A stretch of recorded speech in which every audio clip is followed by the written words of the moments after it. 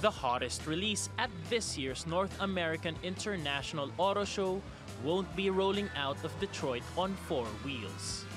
US giant Ford and Germany's Volkswagen have sealed a partnership to share development and manufacturing resources, a move expected to result in billions of dollars in savings.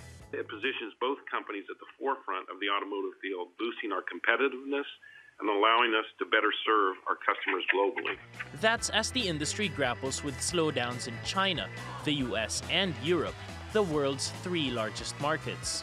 The new partnership will see Volkswagen building vans and trucks for US consumers who are shunning traditional sedans. That will help the German automaker dodge tariffs the Trump administration could impose on European vehicles. The 2 giants will also share resources in developing self-driving and electric cars. It's our objective at Volkswagen to become the most relevant player in this segment by 2025. That is why we are investing $34 billion in electromobility until 2023.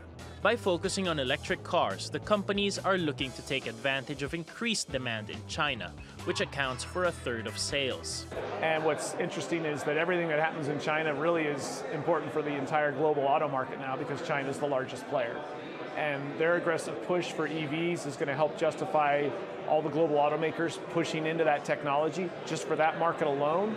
Partnerships between car makers can be lucrative. Renault's alliance with Mitsubishi and Nissan has made their shareholders wealthier. But now it's under threat, as its French architect Carlos Ghosn fights fraud allegations made by Renault's Japanese partners.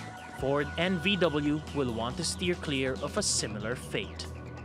Paolo Montecillo, TRT World. And to help us steer us through these latest developments, let's go to TRT World's editor-at-large, Craig Copetas, who joins us now from Paris. Hi, Craig. So we've got these 2 massive auto giants, VW and Ford, joining forces, hoping to save money and make more money by building the cars of the future together. How do you rate their chances of success? Oh, I think their chances are quite good. Investing $34 billion over the next 5 years is a lot of money. Ford and Volkswagen have decided to do the full Carlos, just like Ghosn's collaboration with Renault, Mitsubishi, and Nissan. Ford and Volkswagen have realized is that collaboration is the way to drive into the future. Yeah, so this is happening at a time when that alliance, the Nissan, Mitsubishi, Renault alliance, the world's biggest, is pretty much hanging on by a thread as its leader, Carlos Ghosn, is awaiting trial in Japan. Is this a cautionary tale for VW and Ford, do you think? Are they going to learn from their mistakes? The mistake that was made was a cultural one, that the Japanese system and the Western system never really jived. That Volkswagen and Ford are not going to have that problem. Henry Ford has been doing, the Ford family, Ford Motor Company has been working in Germany for decades and decades. It's going to be a very smooth transition, and I suspect a very lucrative one. You won't see anyone ending up in the pokey. Mm-hmm. Interesting. Well, these auto giants also seem to be playing catch-up with the likes of Google, Apple, Uber, Tesla, all tech companies who aren't traditional car makers who are entering this space. Do you think the likes of Ford and VW have a chance to actually beat them at their game?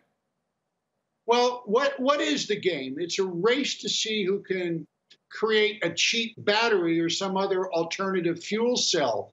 The Chinese are very much into this because they got a pollution problem over there. But it's a very long road to cheap electric cars, Oscar. Car batteries remain too expensive to put in what you call a cheap vehicle.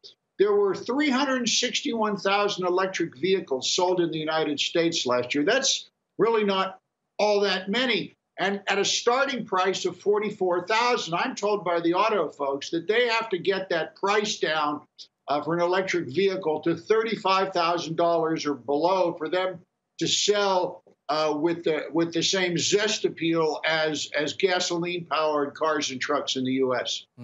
And we heard in that package that sales in the world's largest auto market, China, have slowed down dramatically. We're seeing slowdowns in Europe as well. Is this the way of the future, the formation of these alliances between these legacy auto giants? Well, the future of the planet actually depends on it, in case anyone's been, reading the news and walking through the streets of China's cities or perhaps a lot of other places.